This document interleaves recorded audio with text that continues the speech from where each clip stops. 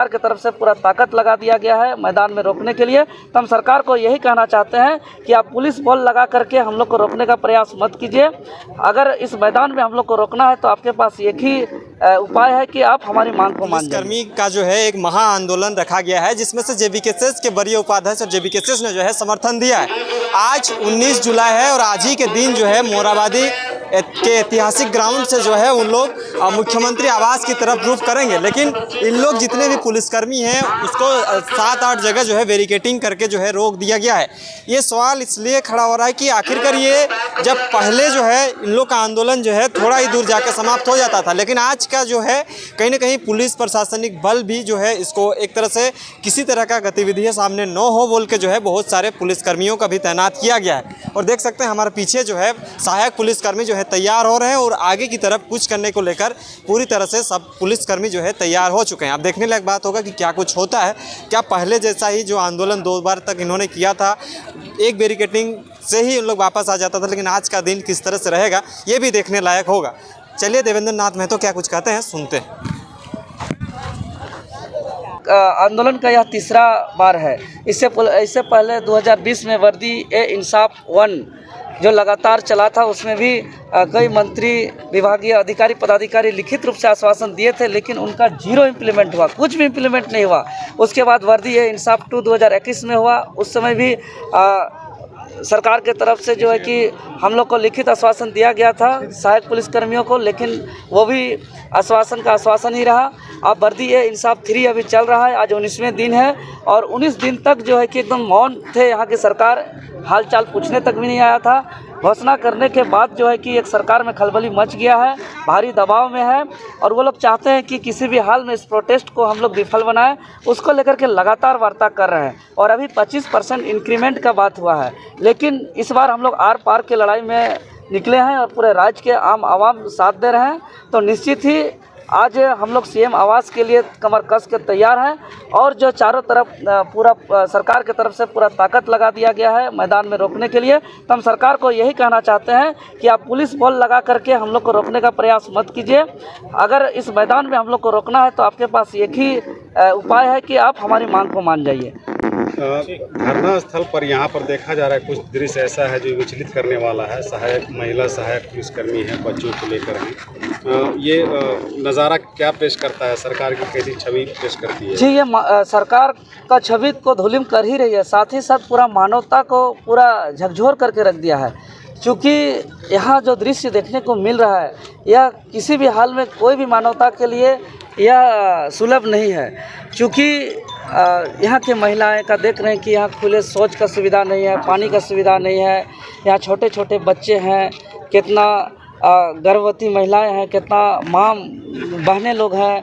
तो माताएं बहनें लोग का दुख तकलीफ़ दर्द जिस वक्त में उनको एक मेडिकल की सुविधा मिलना चाहिए, बच्चों को एक बहुत ही सुलभ वातावरण में उसको बढ़ाने के लिए एक अच्छा वातावरण की आवश्यकता होती है। इस दौरान पे मोरहाबादी मैदान में खुले आसमान में भारी वर्षा के बीच में है, तो यह मानवता को झकझोर कर देने वाली है। या किसी भी इस दृश्य को कोई भी आदमी देखेंगे तो उसके आत्मा से एक आंसू बहने वाला दृश्य है। तो इस दृश्य से निश्चित ही इस सरकार का छवि धूमिल हो रहा है। अगर सरकार का यही रवैया रहा तो हम निश्चित कह सकते हैं कि ये ही 2024 चुनावी साल है। चुनावी मैदान में कोई भी सत्ता पक्ष और विपक्ष विधानसभा का मुख तक नहीं देखेंगे। ये सरकार को जो है कि कड़ी चेतावनी है हम लोग की तरफ से। वार्ता अगर अभी सफल नहीं होती है तो क्या स्टैंड होगा आगे? अभी हम लोग घोषणा किए हैं कि मुख्यमंत्री आवास तक जाएंगे। जो माननीय मुख्यमंत्री महोदय सोए हुए हैं उसको जगाने के लिए, उसका कान का पर्दा मोटा हो गया है, उसको सुनाई नहीं पड़ रहा, बहिरा हो गया, उसको जगाने के लिए हम लोग जा रहे हैं और वहाँ तक हम लोग पहुँच जाएंगे। हम लोग को वहाँ पहुँचने के लिए दुनिया का कोई ताकत नहीं रोक सकता है। पूरा तैनात जो देख रहे हैं ये तैनाती ऐसे देख रहे हैं कि आंसू का वाटर कैनन लगा हुआ है, पूरा लाठी डंडा के साथ पुलिस बल तैनात है, चारों तरफ ब्रिकेडिंग है। इससे हम लोग को ज़रा सा भी परेशानी नहीं है। हम लोग ऐसे ही जो है कि अपने साधारण तरीके से अपना लॉ एंड ऑर्डर को पालन करते हुए हम लोग संवैधानिक तरीके से, अनुशासन तरीके से हम लोग जो है मुख्यमंत्री आवास तक पहुंचेंगे और अपना मांग को आज हर हाल मनवाएंगे। क्या कारण रहा दादा? छात्र, जवान, किसान सभी आंदोलन कर रहे हैं। क्या क्या हो रहा है झारखंड में? क्या हो रहा है तो आप देख रहे हैं, सामने है दृश्य कि आज 7 साल हो गया। 7 साल में ज्वाइनिंग के बाद आज 7 पैसा नहीं बढ़ाया गया है। विधायक सांसद का लगातार वेतन पे बढ़ोतरी हो रहा है, भत्ता पे बढ़ोतरी हो रहा है, सुख सुविधा पे बढ़ोतरी हो रहा है, और 7 साल में 7 पैसा का बढ़ोतरी नहीं हो रहा है। आप देख रहे हैं कि लगातार जो है कि महंगाई बढ़ते जा रहा है और ये लोग जान को जोखिम में लगातार ड्यूटी कर रहे हैं। आप देख रहे हैं कि अभी तक ड्यूटी के दौरान 12 जवान शहीद हुए हैं। आंदोलन के दौरान 4 दिन पूर्व एक साथी का सड़क दुर्घटना में यही धरना स्थल से घर जाने के दौरान उनका मृत्यु हो गया है। आज उसका परिवार को कोई सुनने वाला नहीं है। ऐसा स्थिति परिस्थिति तो शायद पूरा दुनिया में किसी भी इंसान के साथ ऐसा नहीं हुआ। तो लोकतांत्रिक देश में जो प्रावधान है आंदोलन का, उस हथियार को हम लोग अपनाते हुए शांतिपूर्ण तरीके से आंदोलन के लिए हम लोग निकले हैं।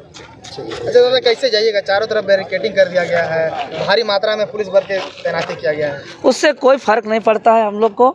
हम लोग युवा हैं और युवा को पलटा दीजिएगा तो वायु होता है, और वायु को रोकने का कोई ताकत नहीं। यह एक सरकार का अपना काम है, अपना सरकार अपना ताकत लगा रही है, अपना काम कर रही है। लेकिन सरकार कितनों ताकत लगाए, कितनों बल लगाए, कितनों लाठी डंडा से लेस कर दे, आज हम लोग आर पार का लड़ाई लड़ेंगे। जाने के दौरान में अगर इस बदन पे इस पुलिसिया लाठी को भी सहना पड़ेगा तो सहेंगे, वाटर कैनन को भी झेलना पड़े तो झेलेंगे, आंसू गोला को भी झेलना पड़े तो झेलेंगे। अगर जाने के दौरान में अगर शहीद भी होना पड़े तो हम खुशनसीब समझेंगे, यही मिट्टी पे मिलना चाहेंगे। लेकिन जो दुख तकलीफ दर्द जो है सहायक पुलिसकर्मियों का, इस दुख तकलीफ दर्द से हम लोग कतई समझौता नहीं कर सकते हैं।